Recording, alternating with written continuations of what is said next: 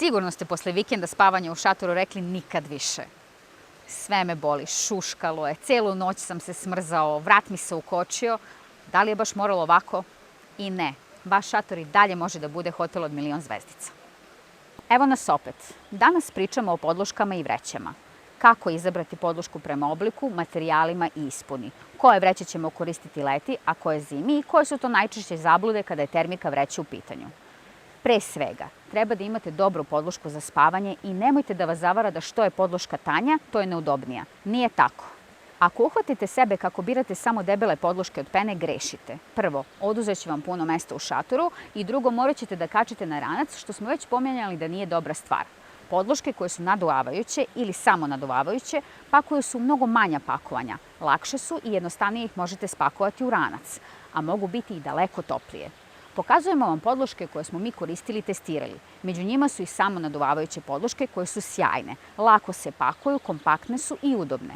Mi ih godinama testiramo i isprobavamo na različitim terenima i podlogama i različitim uslovima. Tako da sve ovo što vam pokazujemo proisteklo iz iskustva. Idemo redom da vidimo koje su dobre i loše strane podloške. Podloške od penastih materijala.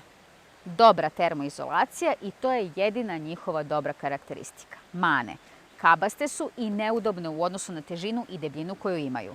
Ove podloške su jeftinije od drugih tipova podloški i lako su dostupne. A kada niste ograničeni težinom i veličinom prtljaga, kao kada kampujete iz auta, zgodno je koristiti ih kao drugu podlošku. Ne možete da ih izbušite ili nakvasite, što je možda još jedna dobra stavka, ali su i dalje prevelike i nezgodne za pakovanje i nošenje. Naduvavajuće podloške. Što se ovih podloški tiče, imamo dva tipa, sa termoizolacijom i bez termoizolacije. Ali uopšteno dobre karakteristike ovih podloški jesu jako kompaktne, lagane, udobne i ne mogu se nakvasiti. Često su anatomski konstruisane tako da pružaju najveću podršku na najkritičnijim delovima tela pri spavanju, kao što su kukovi ili ramena. Mane mogu lako da se izbuše i onda su potpuno neupotrebljive. Mogu da se i preduvaju i tada bukvalno eksplodiraju. A bez termoizolacije vazduh u podloškama se jako brzo ohladi na hladnom vremenu i podhlađuje vas odozdo. Sa termoizolacijom ove podloške su daleko bolja opcija za izbor. Često su jako klizave i možete ih juriti po šatoru ispod vreće, a jeftinija varijanta šuška ili škripi. Kvalitetne naduvavajuće podloške sa termoizolacijom su vrlo često prilično skupe i kreću se negde od 200 € pa naviše. Da li ih preporučujemo?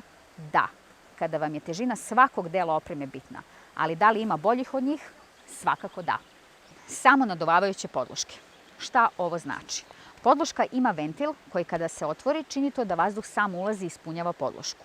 Poenta ovakvog sistema je da količina vazduha koju podloška sama upije dovoljan je da pruži udobnost. Ove podloške ne treba naduvavati dodatno vazduhom iz pluća. Zašto? Zato što zbog vlage koja se nalazi u izdahnutom vazduhu vi ih možete trajno oštetiti.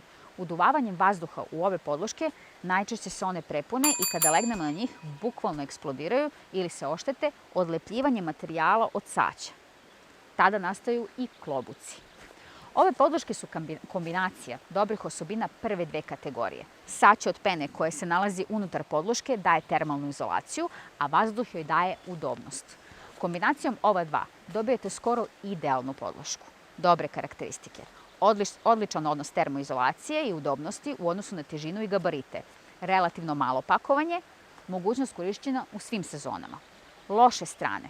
Može da se izbuši ili da se stvori klobuk, ali ovim se ne gubi funkcija podloške u potpunosti, pa još uvek je ona upotrebljiva.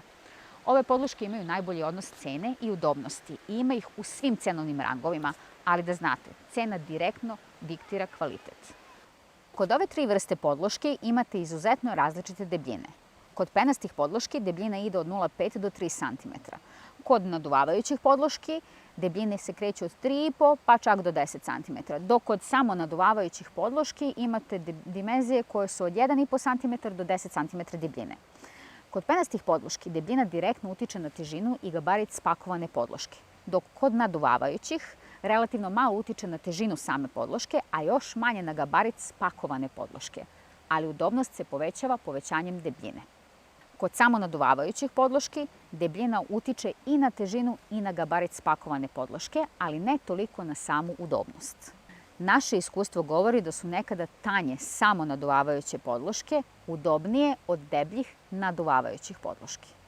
Kada kampujete iz auta, kako popularno volimo da kažemo, nije na odmet da ponesete 2 podloške pa da stavite, na primjer, penastu ispod, a preko nje samo naduvavajuću. Udobnije, toplije i samo naduvavajuća podloška ne klizi. Naravno, ovo radite samo u slučaju da ne morate da brinete o težini i gabaritu stvari koje nosite.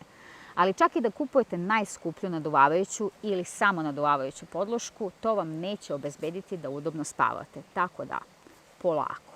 Pogledajte šta vam preporučujemo i testirajte spram mogućnosti i potreba. I stil vašeg spavanja će diktirati to kakvu podlošku da uzmete. Neko voli da spava na stranu, neko se previše mrda u snu bez obzira što je u vreći. Neko je niži, neko viši, pa i dužina podloške može da bude dobar parametar za izbor, a da ne pričamo ako ste malo puniji pa ležite na leđima i ruke vam padaju sa strane. Dosta činjenica treba uzeti u obzir pre nego što izaberete dobru podlošku za vas. Ali kod podloški možda i postoji univerzalno rešenje, pa ćete jednu podlošku koju dobro odaberete koristiti u različitim vremenskim prilikama i godišnjim dobima.